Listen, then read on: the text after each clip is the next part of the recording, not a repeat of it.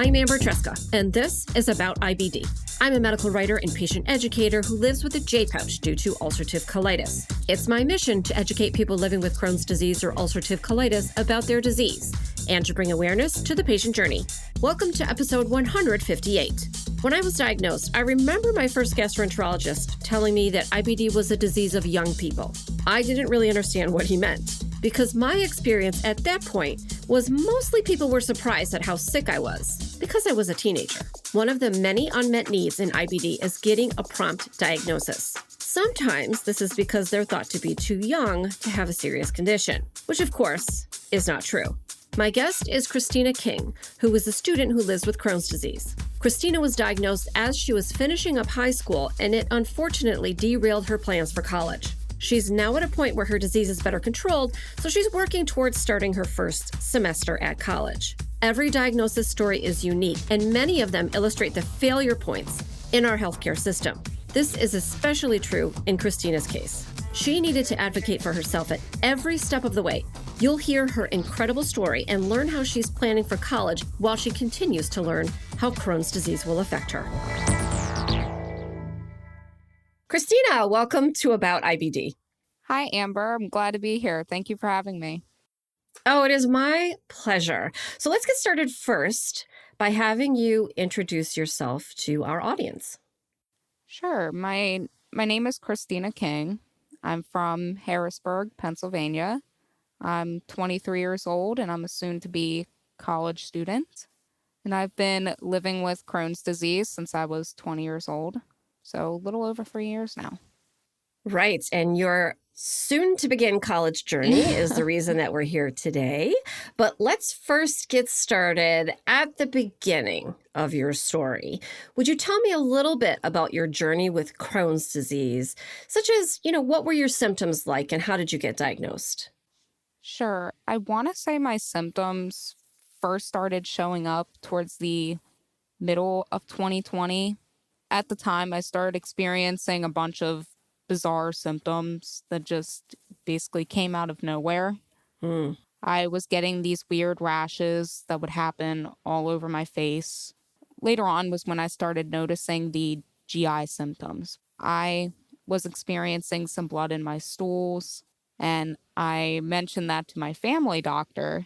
He thought it could have been related to a hemorrhoid. He referred me to a general surgeon, and I saw the general surgeon, and he then scheduled me for a colonoscopy. But because COVID happened shortly afterwards, my colonoscopy ended up being canceled. Oh boy. And was pushed back for several months. I didn't end up having it until August of that year. I went in for that colonoscopy, and afterwards, the general surgeon came to me and he goes, "Everything seems to look fine, but I would recommend that you go see a gastroenterologist." So I just assumed that everything was fine. And I saw the GI about a month later. In the meantime, that was when all the symptoms started showing up again. I was very fatigued.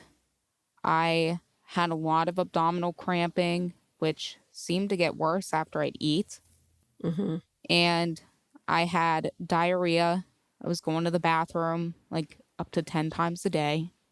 I was losing a lot of weight, like at a very concerning rate.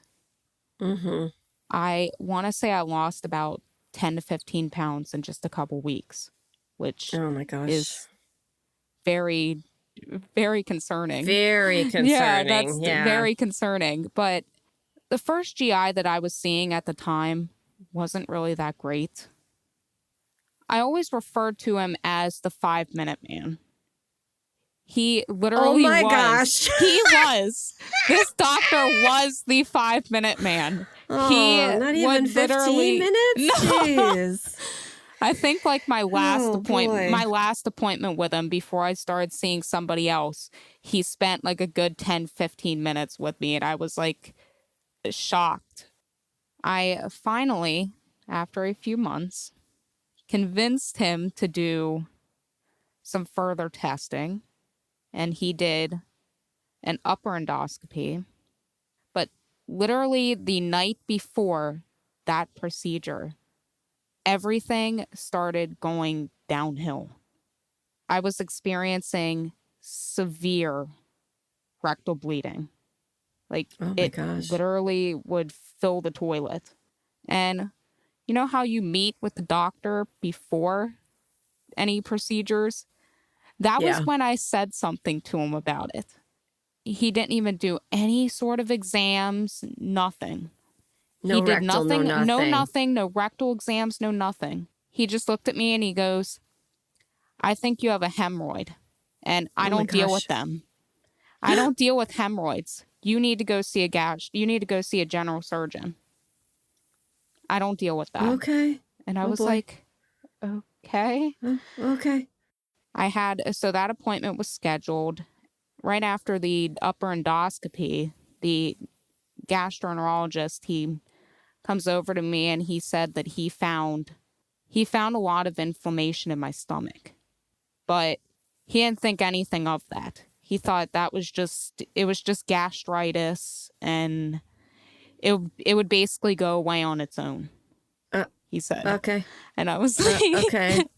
I know, Okay. it's very, I it didn't make don't any sense understand to any me. of this, Christina. I know. It didn't make any sense to me. I was like, okay, none of this makes any sense to me, but I'm not going to No. question him. He's the medical professional. I'm a nobody.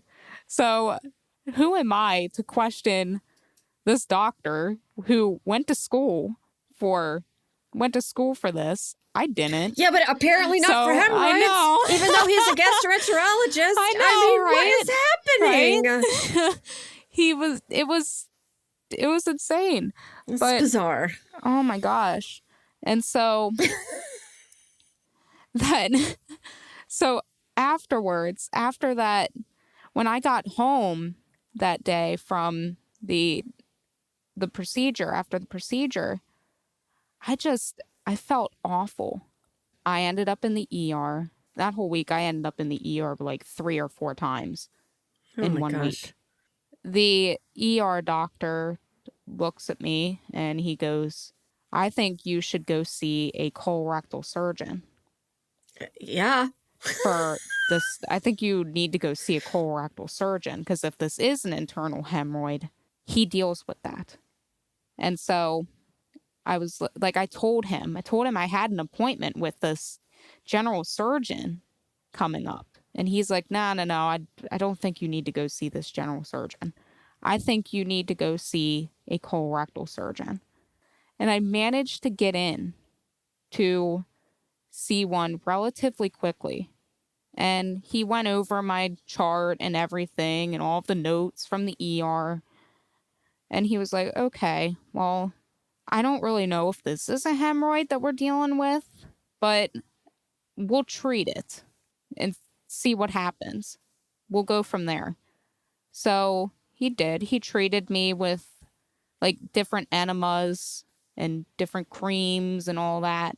And nothing was helping. Shocking. I know. Shocking that did not help you. That nothing helped me. He would call me every day because he had a feeling that something was happening. And he was like, I want to see you back in my office. I went in to see him, and he did a flexible sigmoidoscopy in his office. No anesthesia, no nothing. Oh, yes. I've had many. Yes, oh my absolutely. gosh. I've only had one. So It's I not don't great. know. No, It's not great. It's not. And afterwards, he looked at me and he goes, he said, I think this is either ulcerative colitis or Crohn's disease. You need to go see your gastroenterologist and have a colonoscopy done as soon as possible. So I went in to see this gastroenterologist. I was fed up with this guy. I didn't want to go back in there to see him. I had to. He knew everything that was going on because of the colorectal surgeon, because the colorectal surgeon had already told him. He comes into the room and he goes, "Let's get you scheduled for this colonoscopy." I was like, "Oh, okay. You finally want to do something. Okay. I'm glad. Yes, let's get this colonoscopy scheduled." I was scheduled for it a week later. I was trying so hard not to have to go into the ER. But of course, everything got worse that night. In the middle of the night, it was like 1 a.m. I had to go to the bathroom, of course. And that was when all this blood just started coming out. Oh my gosh. And there was clots and everything. Like I'm getting very graphic with you, and I'm really sorry. No, this is important. Really sorry for the viewers too. The people are hearing this, but no, this is real life. Like this is what I went through. I had a lot of pain. Like the pain just got unbearable. And so I went in there, I woke my mom up, and I was like, "Mom, I hate to do this, but I think I have to go to the ER." Yeah, we packed up, went to the ER, and the first GI that came up, like he was the one on call because it was in the middle of the night. Yeah. And so he was like, "Well, the soonest we could do your colonoscopy would be Monday." He's like, "We don't do them on the weekends. So you would have to be in the ER, or you would have to be in the hospital through the weekend, and we would have to prep you Sunday and do the colonoscopy Monday." And I was like, "I'm okay with that. Let's do it." I was tired of it at this point. I was like, I'm not going home. I'm not going home just to have to come back here because I can't stand these symptoms anymore. He did. He admitted me, and I prepped, did the colonoscopy. I had no idea who was going to be doing the colonoscopy. Like they didn't tell me, and it ended up being the gastroenterologist that I am seeing now, and he is amazing. He knew before he even met me or anything. He hasn't even seen me. He knew. I had the colonoscopy. Afterwards, I remember I woke up. I saw my mom hugging this gastroenterologist. Like she's hugging him. She's sobbing. And I just remember her saying, "Thank you. Like, thank you for saving my daughter." And he told me everything that he found. He told me that there was a lot of inflammation in my colon. There were like skip lesions. That's how he was able to differentiate between Crohn's disease and ulcerative colitis. He said, if I were to make a diagnosis today, it would be Crohn's disease. I was just relieved at that point. I was relieved that we finally had answers. There was finally an explanation. I immediately thought, okay, well, what does this mean? He looked at me and he goes, you're not going home. He's like, you need to be admitted and I need to start you on IV steroids. It was after that where I actually felt better. Yeah. And I felt somewhat normal. Like I was so used to feeling terrible that just became normal. Yeah.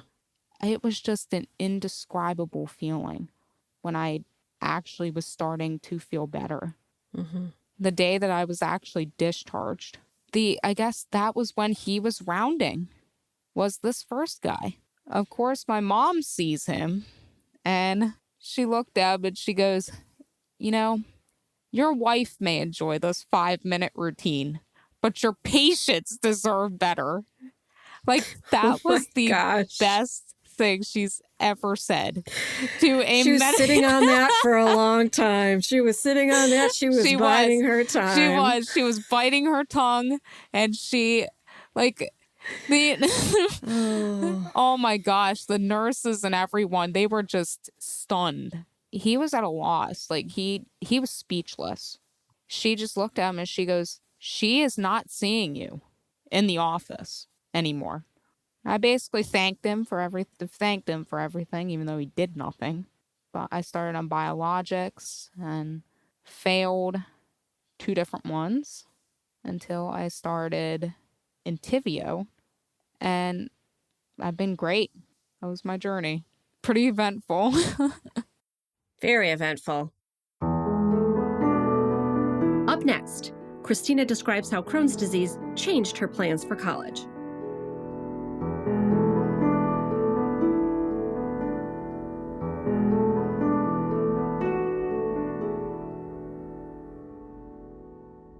So, Christina, did you have any family history of IBD? Had you heard of it before this? This was all a surprise. It was basically all a surprise. I don't really know if there is any family history of IBD.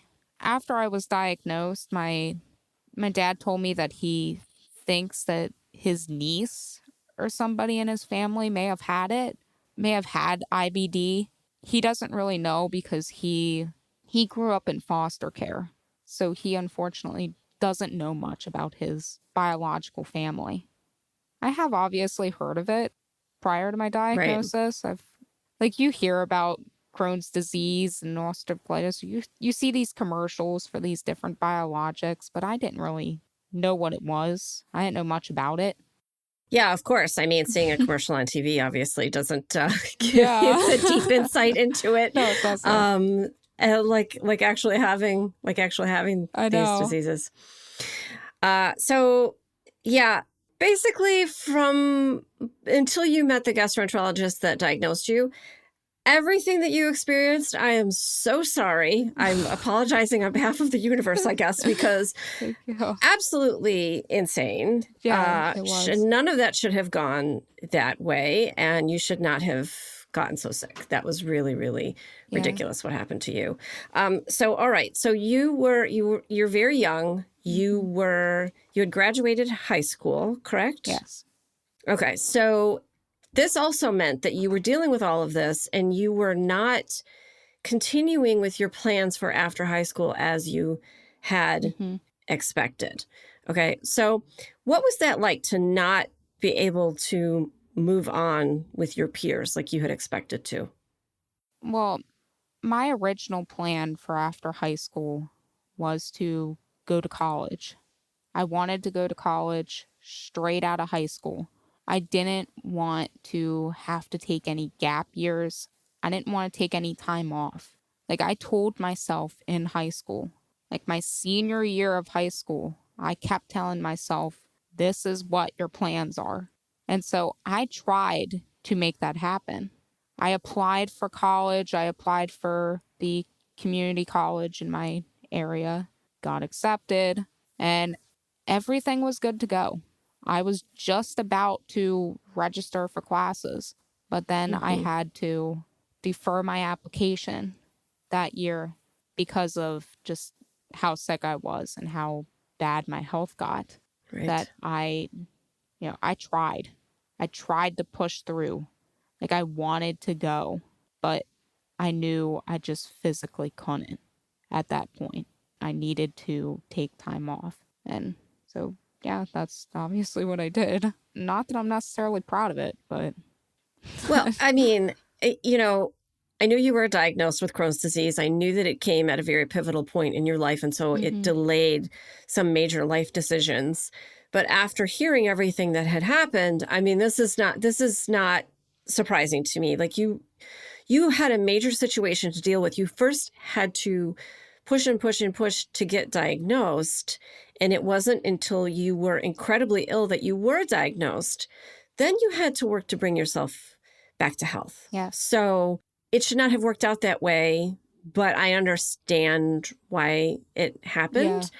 And I think you didn't really have any choice. Yeah. And probably if you had tried to register for classes and sort of limped along being as ill as you were, and the doctor's appointments and everything take over your life when you are that sick, especially with the first flare up. Yeah. I don't think it would have been helpful to you. You probably, it's not nice to say maybe, but you may not have done well. Yeah. I mean, that's what I was just thinking. so and then trying to come back after that. Yeah. From what I understand, if you have a difficult semester, trying to come back is even harder. So I wish that none of this had happened to you and that you had moved on with your cohort. But in the end, I think what you did was the right decision. Yeah, it definitely wasn't. It wasn't what I wanted to do, Yeah. but I knew it's what was best. I had to do what was best for me. Yeah, because now you're able to move on. Now you are able to start school. Yes. You're starting imminently as we speak right now. So, all right, tell me, what's your major? What is it that you are going to study in school? My major is Pre-Health Associates in Science. It is the program that you take prior to the nursing program. So you basically have to qualify for the nursing program. And so you have to take a bunch of gen ed courses and courses towards your major. And so that's basically what I'm doing now so that I can go in for nursing, start clinicals, and all that. Right. And had you wanted to pursue nursing directly from high school, or did your journey impact you at all? Yes. I knew I wanted to be a nurse since high school, since I want to say even before high school, actually. My mom has nursing background, and so she used to work in a hospital, and she did a bunch of at-home care, like nursing homes and at-home care when I was little. So I basically grew up around that field. Right. And so that's where the inspiration came from, I guess, is just seeing her do it. And then, of course, the diagnosis with Crohn's disease did help ignite that passion. Right. And so even going back to school now, you're healthier, you're doing better, but that doesn't mean that you aren't going to need accommodations. So I'm wondering right now, especially after having this little gap in your schooling, what are some of your biggest concerns with going back and attending classes now having Crohn's disease? My biggest concern would probably have to be the attendance, because I would obviously have to miss classes for infusions every month. And if I were to, God forbid, if I were to have another flare-up, I would probably have to miss more classes for it. Yeah. And yeah, I'm nervous that all of those absences won't be excused, and I won't have extra time to make up work that I've missed, and I would potentially risk being dropped out of these courses. So definitely before I start, I will have to make sure that accommodations are put in place and that all of these absences would be excused, and I'll have extended time to make up work that I may miss and won't cause issues. Yeah. But you're doing it right, though. You're going in and you're laying this out in front of them and telling them, yes, it's a possibility. And truthfully, if you think about it, it's a possibility for anybody. Anybody could get injured or be diagnosed unexpectedly or have a family issue. So I think it's something that when you live with an IBD, you have to deal with. I wish we didn't. But I think it's the right thing to go to administration at your school and just lay it out and say, this is what might happen. And if it does, this is what I'm going to need. I told them from the very beginning that I was going to need accommodations in school. And I asked them who I was supposed to talk to about getting those, making sure that those were put in place, because I'm not registering for classes and I'm not going to school there unless I know that these accommodations are going to be put in place and that they're going to be met, because I don't want any problems moving forward. Of course not. And it's entirely reasonable. What you're asking for is entirely reasonable.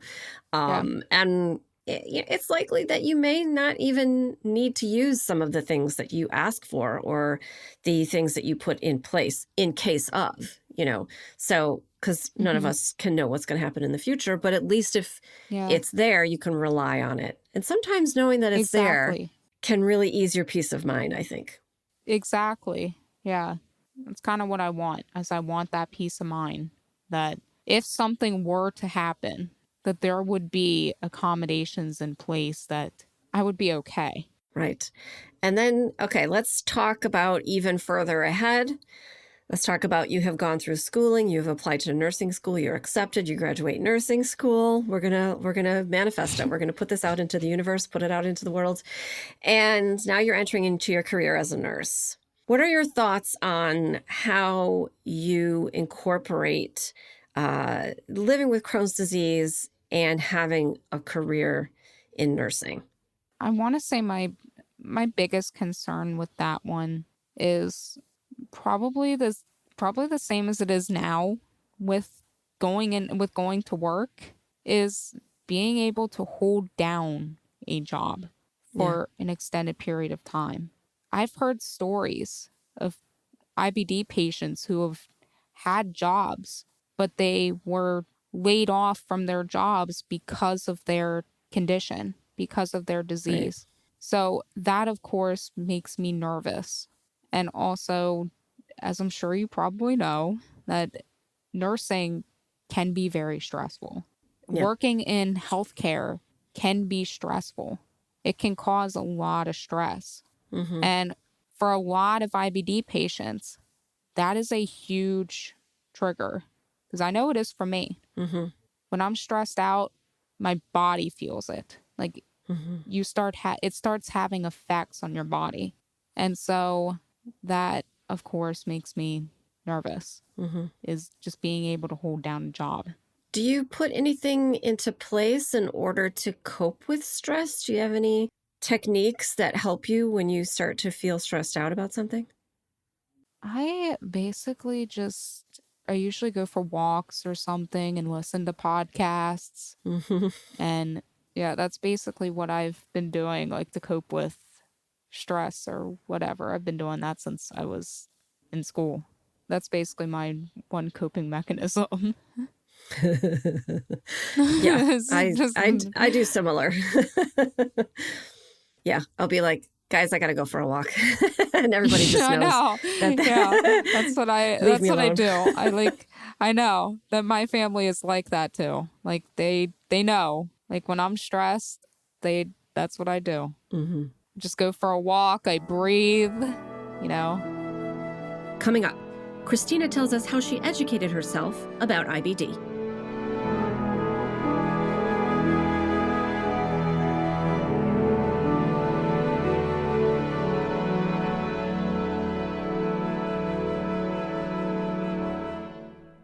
Christina, you have been on a learning journey, being still fairly newly diagnosed. You unfortunately were thrown right into the deep end and had to learn a lot right away about advocating for yourself and about how these diseases are diagnosed and treated. So I'm wondering, do you have any favorite resources? Where did you go to learn about Crohn's disease or about IBD in general? Some of my favorite resources is probably the Crohn's and Colitis Foundation, because they have just amazing resources and information available for anyone, not even just IBD patients. So when I was first diagnosed, I of course went on there and I came across some amazing resources and information. I found out more information on IBD and was able to basically educate myself on the disease, because that was huge for me, was educating and making sure I knew what this meant to live with IBD. I also came across this online support group, which is called Stuff That Works. Not sure if you've heard of them. I've not heard of it, no. It's basically an online support group where you basically gives you an opportunity to connect with other people that have the same conditions that you have.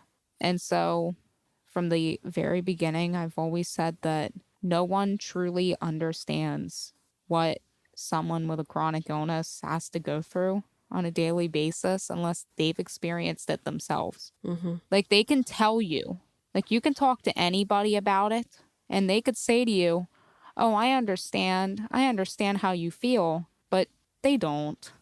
They No, don't. They truly don't, because they no. don't know what it's like. They have not experienced it Mm-hmm. themselves. And quite frankly, I hope they don't. I hope they don't It's have to 100%. experience it. Yeah. Absolutely. No, Because never. it's Yeah. not fun. I No. truly hope nobody has to experience it or has to go through what I went through or even what you went through Mm-hmm. in the past. Yeah, getting to just getting that opportunity to hear other people's story with IBD and hear about other people's experiences and getting to share my own has Mm-hmm. definitely helped me emotionally and mentally. Mm-hmm. Sounds like that's a secondary stress relieving technique, It maybe a little is. bit. That Yeah. is a stress relieving Connecting technique. with community. Yeah. Yeah. Well, I'm glad you found those resources, but I'm wondering, did you find enough available to you about entering into school or about entering into a career while living with Crohn's disease that you felt that you had the information to move forward? Sometimes I feel like maybe we could use more resources on that. What do you think? I agree. I don't really think Mm-hmm. there's many resources available to Mm-hmm. help with IBD patients. There should be more resources available to help kind of ease your stress and ease that Right. stress and anxiety that patients feel with not even not even just going into school, but going Mm-hmm. into the workforce Mm-hmm. as well. Like, Yeah. because we're not like other people. We're really not. Unfortunately, we're Definitely just not. not. We're not wired the same way. We're different. And Yeah. we obviously need more accommodations than most people would Mm-hmm. in college or even in the workforce. Like, we just need more accommodations. And so I feel like having those resources available would be helpful.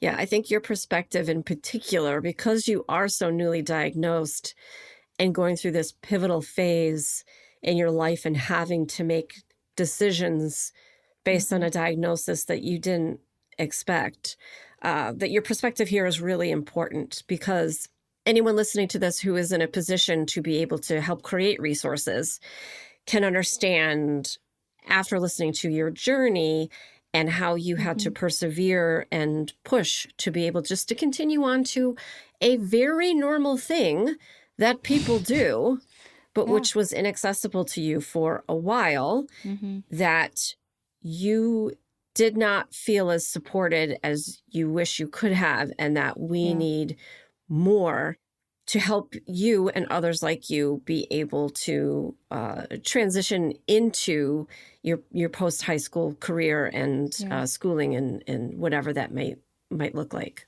Yeah. Christina, after we connected, I spent a little time on your Instagram, Oh, wow. as I always do, to do research before I talk to somebody. I'm sorry. So I want to learn a little bit more. But I came across it was very sweet. And now I think it was from 2022, where you, and maybe with a sibling, you planned a trip for your family. Am I getting that right? Can you tell me about that? What happened there? So back in 2022, there was a Take Steps walk that happened in my area it was in Harrisburg. And my family and I were actually invited to attend that walk. And so, yeah, that was a big opportunity for me, obviously. And it was a lot of fun getting to see other people with IBD and, seeing other people in my area with it, and Right. being able to create this. I created like a fundraiser for my team, because you have to register as a team. And so basically, that was my biggest thing, was raising awareness and raising money for Crohn's disease and ulcerative colitis. It was a very fun experience. What are some of the emotions you came away with after attending that walk, mixing with other people who live with IBD, other families that are touched by the disease? I'm guessing also there's usually some doctors, medical professionals, other folks that are there. There was, What did you feel when you came home that day and in the days afterward? I felt like I wasn't alone. Like I finally felt like I wasn't alone, that there were other people going through the same thing that I'm going through. So there were people that understood me, who understand what it's like to live with IBD every single day. They understand what it's like to experience it, which, of course, when I was diagnosed, I didn't think that. But I was the only one who was experiencing all of this, who was going through all of it. And because I didn't know anybody. I didn't know anybody with Crohn's disease or ulcerative colitis. I didn't know anything about it. I barely knew anything about it. So, yeah, I did. I felt very alone when I was first diagnosed. So that did help kind of give me that reassurance that you're not alone in this journey, that there are other people out there, unfortunately, who experience the same thing. Well, Christina, I am so sorry for everything that you have experienced, but also two things can be true at the same time. But I am also so glad to have met you and connected with you and heard about your journey, because you have taught me a lot just in talking today. So I want to get some social media information from you so other people can connect with you. Where can we find you on the interwebs?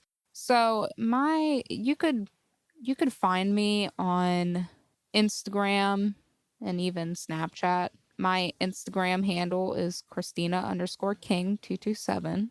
My account is private, so you would have to send me a follow request and I would have to accept it. But yeah, that's probably my main social media platform is Instagram. And if you decide to do another Take Steps walk, or do you think you'll do that again? I think I will. Yeah, so you'll want to put that fundraising link right there on your Instagram. Yes, just like I did back in 2022. And haven't taken it down until just recently. Even though you couldn't access it for the longest time. Like it was, you couldn't access the link, but I still had it up on my social media. Yeah, so you'll have to renew that. What was the name of your team, by the way? The name of my team was Christina's Cronies. It was the King of Crohn's. It was a name that I think it was a name that my dad came up with. My dad came up with the King Cronies, but I thought it was stupid. I thought that sounded stupid. And so I didn't want it. I was like, no, I'm not naming my team the King Cronies. Like that sounds stupid. So I switched it up and I switched it to Christina's Cronies, and then I put in parentheses the King of Crohn's. I was like, we're gonna compromise. So we're gonna call us that. Like that's gonna be our team name. I love that. I love the alliteration with Christina's Cronies. Like that just kind of comes right out. Like that's great. It did. But I also love that you spared your dad's feelings and that you were able to find a compromise so that hopefully everybody was happy with the team name in the end. Everybody was. Everybody was happy with the team name. Yeah. Good. So I'm probably going to keep it like that for a while. For next time. Yeah. Well, Christina, thank you so much for talking with me today and for sharing your journey. Thank you. There are a lot of learnings from what you went through that I can't even begin to untangle. There would be a whole other episode to go through. I think everything that went wrong in what happened to you. Yeah. But I think that it is horrible that you went through that. I wish you hadn't, but there's so much learning there that other people can take away so that it doesn't happen to someone else, and that maybe we can put systems and education in place to prevent that. Yes. So thank you for sharing your journey. Thank you for connecting with me. And gosh, I hope that the rest of your journey through nursing school is smooth as anything, because you really deserve to have what you want and to go on to your chosen career. Thank you. I truly appreciate that. And it was a pleasure being on here and getting to share my journey. Thank you for having me. It was a lot of fun.